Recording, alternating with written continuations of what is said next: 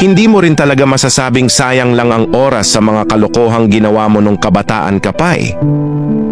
Bakit kanyo?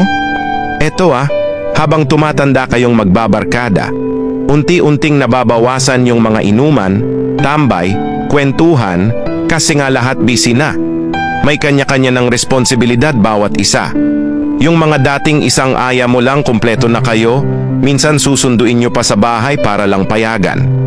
Ngayon, wala. Kailangan mo pa ata magdasal sa lahat ng santo makumpleto lang kayo.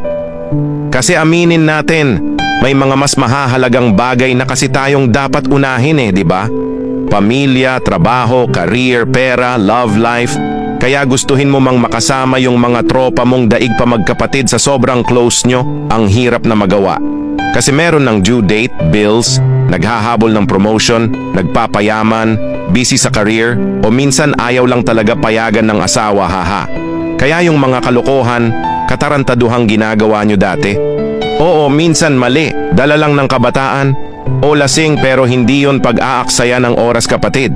Para siyang investment ba sa sarili mo? Para sa mga panahong di mo sila makasama, may mga alaala kang nakatabi.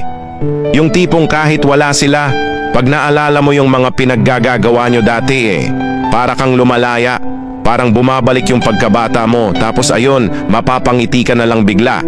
Sabay sabi sa sarili, miss ko na tong mga gagong to